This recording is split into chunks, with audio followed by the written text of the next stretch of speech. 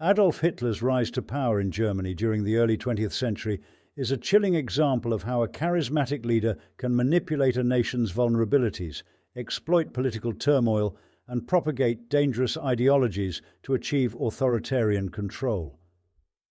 His ascent marked a dark chapter in history, paving the way for the atrocities of World War II and the Holocaust. Adolf Hitler was born on April 20, 1889, in Braunau am Inn, Austria-Hungary.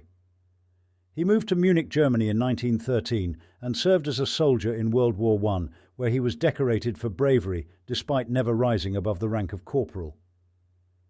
The war's aftermath left Germany economically devastated, politically unstable, and disillusioned with the terms of the Treaty of Versailles, which imposed harsh reparations and territorial losses on the country.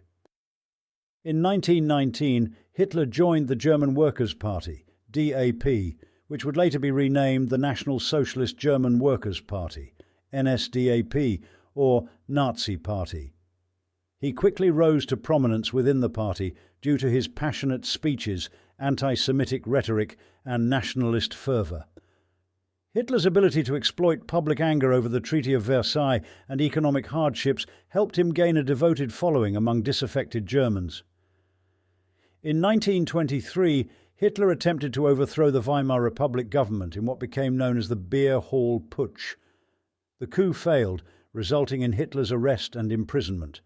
During his time in prison, Hitler wrote Mein Kampf, My Struggle, outlining his political ideology and vision for Germany's future. The book espoused extreme nationalism, anti-Semitism, and a belief in the superiority of the Aryan race, laying the groundwork for Nazi ideology. Following his release from prison in 1924, Hitler reorganized the Nazi Party and adopted a more strategic approach to gaining power through legal means. The economic instability of the Great Depression in the early 1930s provided fertile ground for Hitler's anti-establishment message, promising to restore Germany's greatness and reclaim lost territories. In the 1932 elections, the Nazi Party became the largest political party in the Reichstag, German parliament, although they did not secure an absolute majority. Through backroom deals and political manoeuvring, Hitler was appointed Chancellor of Germany by President Paul von Hindenburg on January 30, 1933. This marked the beginning of Hitler's consolidation of power. Once in office, Hitler swiftly moved to dismantle democratic institutions and consolidate Nazi control over Germany.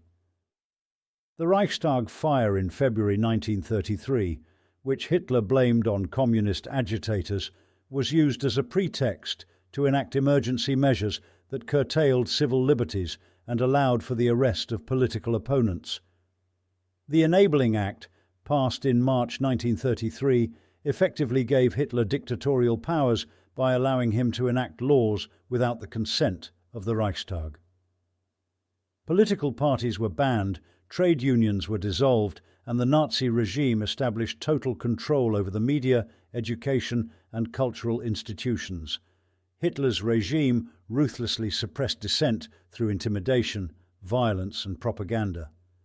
The SS, Schutzstaffel, and Gestapo, secret state police, were used to enforce loyalty to the Nazi Party and eliminate perceived enemies of the state. Opposition parties, intellectuals, Jews, Romani people, disabled individuals, and other minority groups were systematically persecuted and eventually targeted for extermination during the Holocaust. Adolf Hitler's rise to power serves as a stark reminder of the dangers of unchecked authoritarianism, propaganda, and the exploitation of societal grievances. Through manipulation, intimidation, and the exploitation of a nation reeling from economic hardship and political instability, Hitler transformed Germany into a totalitarian state and set the stage for the catastrophic events of World War II.